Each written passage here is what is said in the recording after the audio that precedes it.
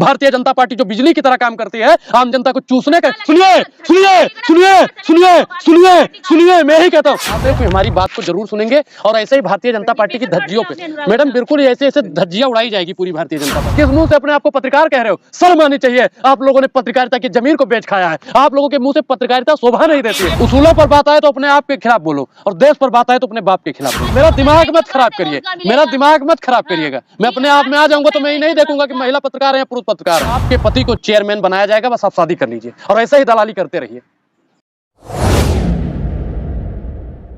क्या हो गया, इतना उदास होकर बैठे हुए हो? मैम देखिए कि भारतीय जनता पार्टी की जो तानाशाही थी और जो दाल थी वो गल गई है। और तानाशाहों की तानाशाही हम लोग खत्म करना चाहते थे, लेकिन ईवीएम ने उनकी तानाशाही को उजागर कर दिया है। कहीं नहीं मिला था, ईवीएम बोल दिया। मैडम सुन लीजिए, आपको अगर बोलने का शौक है, अंजना ओम कश्यप बनने का शौक है, रूपका लियाकत बनने का शौक है, तो आप लोग बनेंगे, जरूर बनेंगे। और जितने भी पत्रकार साथी हैं वो लोग जरूर सुधीर चौधरी और अमीश देवगन बनेंगे। आज मुझको बोलने का मौका दीजिएगा। मैडम नीचे क्यों बैठे हुए अनुराग ओझाज? तो गद्दी पे बैठ जाए। गद्दी तो आप जैसे पत्रकारों ने, चाटुकार पत्रकारों ने छीन लिया, क्योंकि जब उन्होंने सच्चाई और उस पर तो सवाल एक भी पूछा नहीं। ईवीएम पे आज सवाल नहीं पूछा जा रहा है। मैडम ईवीएम को लेकर हजारों कंप्लेनें पहुंच गई हैं और हमने भी पूरा बना लिया है और हमने कुछ पेपर जमा भी करवा दिया है और कुछ पेपर हमारे पास में है।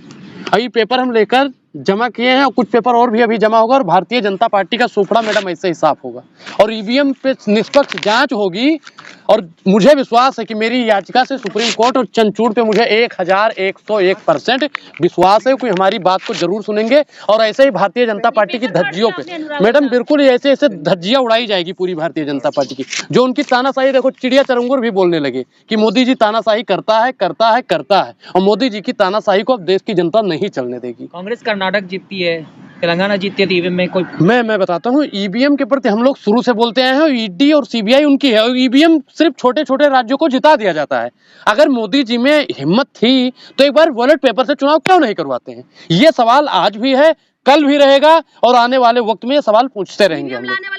ईवीएम लाने वाला कांग्रेस था, मैं इस चीज को मानता हूँ, लेकिन ईवीएम से उन्होंने कभी घपलेबाजी नहीं की, उन्होंने ईवीएम का कभी दुर्व्यवहार नहीं किया। लेकिन मोदी जी की सरकार में ईवीएम का व्यापार हो रहा है। तुम मुझे चंदा दो, मैं तुम्हें धंधा दूंगा, सिर्फ ये चल रहा है।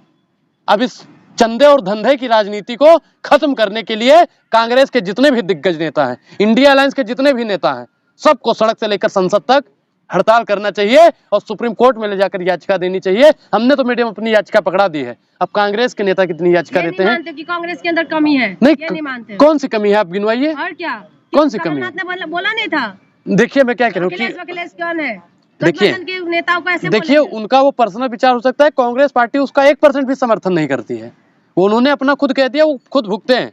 जो उन्होंने अहंकार दिखाया तो अहंकार तो देर आएगा लेकिन दुरुस्त आएगा, आ गया उनके सामने प्रमाण प्रस्तुत हो गया। लेकिन मैडम एक चीज बताइए कि ईवीएम कब बैन होगा और आप जैसे पत्रकार ईवीएम पर सवाल पूछना कब शुरू करेंगे? जब तक आप जैसे पत्रकार ईवीएम पर सवाल नहीं पूछेंगे तब तक इस देश का किसान सड़क पर रहेगा, जवान सड़क पर रहेगा, आम नागरिक सड़क पर रहेगा, महिलाएं सड़क पर रहेंगी। अगर आप चाहते हैं कि देश का जवान, किसान और संविधान बच जाए तो ईवीएम पर आप लोग भैया सवाल पूछिए, हाथ जोड़कर आप लोगों से। अगर पांचों राज्यों में आप लोग जीत जाते तब भी ईवीएम पे तो मैडम एक चीज मैं बताऊं कि ईवीएम पे मैं शुरू से सवाल करते हैं। दिग्विजय ने आज ट्वीट किया है कि बैलेट पेपर से अगर चुनाव होता है तो 199 सीट है वहां पे राजस्थान में, पूरा जीत रहा है, और ईवीएम से हो रहा है तो हार रहा है। मतलब बेईमानी है कि ईवीएम चंद लोगों की मुट्ठी में काम करता है। अब मैडम आप लोग ईवीएम को लेकर कब सवाल पूछोगे? ये मेरा सवाल है। लोकतंत्र में सवाल उठा रहे हैं अनुराग। लोकतंत्र पे नहीं, लोकतंत्र का चौथा स्तंभ आपका चैनल भी है मैडम।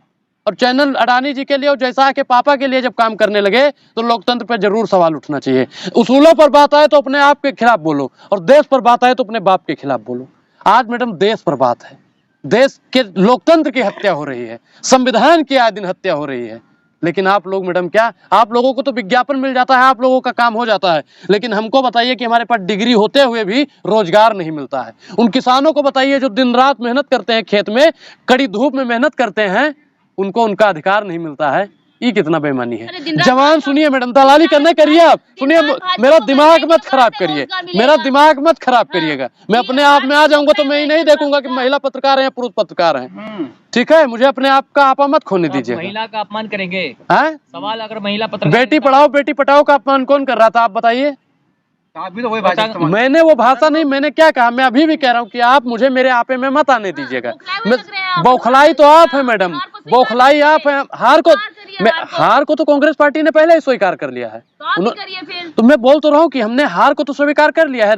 मैदान में जो उतरता है हार जीत तो लगी रहती है। रस्सी तो जल गए, बल नहीं क्या आप लोग? ना हमारी रस्सी जली है और ना ही हमारा बल गया है। अब हम उनकी रस्सी भी खींच लेंगे और उनकी कुर्सी भी खींच लेंगे। बस 24 आने दीजिए। अनुराग ओझा, 24 आपका कर रहे हाल हैं। वो हो गया है, खिसियाली बिल्ली खंबा नोचती है। हाँ वही हाँ, हाल कर रहे हैं आप आप बैठे तो हुए। खंभा भी नहीं नोच रही हैं, आप हमको नोचने में लगी हैं मैडम। आप तो खंभा भी नहीं नोच पा रही हैं।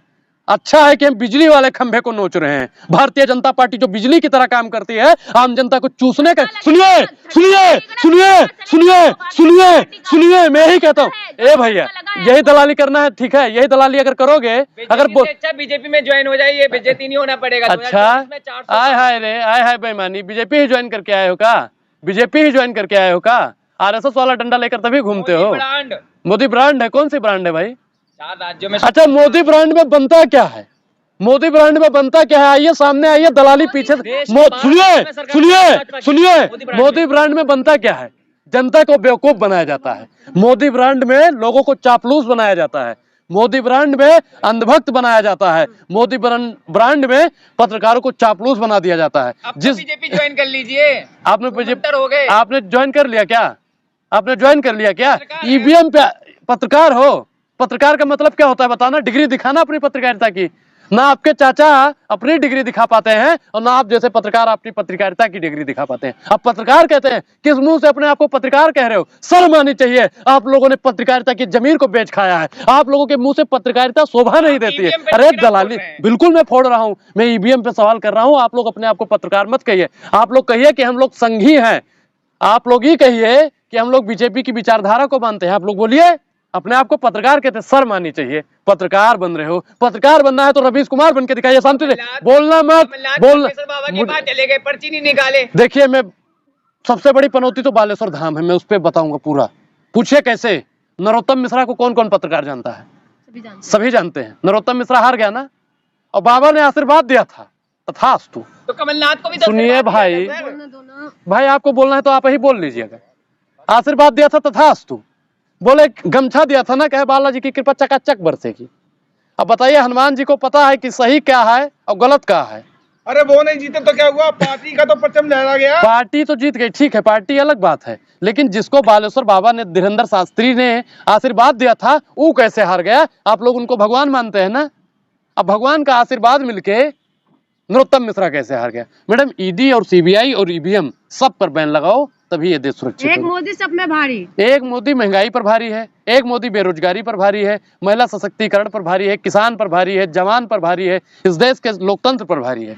और जब तक मोदी हटेगा नहीं, तब तक इस देश से हल्का होने वाला नहीं। 24 में क्यों कांग्रेस हटेगा मुक्त हो भाई? जाएंगे। गरीबों के लिए भाजपा मुक्त भारत 24 में जब तक नहीं होगा, तब तक इस देश की, मैडम बहन बेटी आप भी हो किसी की, और बहन बेटी कितना सुरक्षित है ये आपसे बेहतर अनुराग ओझा नहीं बता सकता है। अनुराग ओझा, कुछ तो शर्म मड़ी, कीजिए, मोदी जी अरे शर्म, आए हाय, राम जी के अवतार हैं, राम जी के अवतार हैं। आप सीता बनना आप मैडम, देखिए मैं फिर बोलूंगा तो आप कहोगे पर्सनल जा रहे हैं। राम अगर होते, माया के दीवानों ऐसा काम ना करो, और चंद वोटों के लिए तुम राम का नाम बदनाम ना करो। तुम राम का नाम लेते हो, अरे राम का नाम अगर ले रहे हो तो सबरी की बात करो ना। और इस सबरी को क्या कहते हैं? अगर ये SC ST ओबीसी माइनॉरिटी के लोगों को क्या कहते हैं? आदिवासियों को क्या कहते हैं? वनवासी कहने का काम करते हैं। अगर ये राम की बात करते हैं तो राम ने सिर्फ और सिर्फ अपनी पत्नी के लिए लंका ने रावण का वध कर दिया, और भारतीय जनता पार्टी ने अपनी पत्नी को ही छोड़ दिया। ये बेईमानी है। राम के नाम पे आप राजनीति करने आई हो। राम सुनिए, अरे निजी पे जाएंगे, निजी पे जा रहे हैं। और राम जी की फोटो डालकर लिखा है राम आए हैं। राम आए। और एक चीज बताइए कि राम आए, कंगना रनावत ने क्या कह दिया? जब से हमने मोदी जी का आशीर्वाद लिया है, तब से हमारी फिल्में फ्लॉप होने लगी हैं। अब बताइए कि राम के आशीर्वाद से फ्लॉप होगी? राम के आशीर्वाद से दुनिया चलेगी। 4 राज्यों में आप भी फ्लॉप हो गए। आप फ्लॉप होंगे या नहीं होंगे ये तो हम नहीं जानते, लेकिन 24 में मोदी जी और RSS की कार्यालय फ्लॉप हो जाएगी और देश में एक प्रचंड सरकार बनेगी जो महिलाओं की, किसानों की, जवानों की और संविधान की बात करने वाली सरकार होगी। ईवीएम बैन होनी चाहिए, लेकिन जो 15,000 शिकायतें आई है ईसी पर, उन पर तो सुनवाई तक नहीं हो पाई। देखिए, सुनवाई भी होगी, तख्त बदल देंगे, जज्बात बदल देंगे, और अगर सुप्रीम कोर्ट ने आदेश नहीं माना तो पूरी सरकार बदल देंगे। सरकार बदल देगी। बिल्कुल सरकार बदली जाएगी और मैं गारंटी देता हूँ कि भाजपा सरकार। 5 राज्यों की भी दे रहे अरे थे अनुराग ओझा। शांत रहिए, हाँ। विधायक हूँ, सांसद हूँ, टिकट लड़े थे, चाचा हमारे विधायक ही लड़ रहे थे, गारंटी दी थी अनुराग ओझा। कौन सी पार्टी से है अनुराग ओझा? कौन सी पार्टी से? बोलिए। तो आप ही बोल नहीं रहे हैं, बोलिए, 5 राज्यों में कांग्रेस इस बार। बोलिए बोलिए, नहीं बोलिए, आज बोली तक बोली चल के नीचे बोली बोली राजा जी राउर बोलिए, मैं मिठाई बा, बोलिए मैडम, बोलिए। पक्का मैं गारंटी दे दूं, मैं एक सादे कागज पे आज लिख देता हूं मैडम कि आपके पति को चेयरमैन बनाया जाएगा, बस आप शादी कर लीजिए और ऐसे ही दलाली करते रहिए।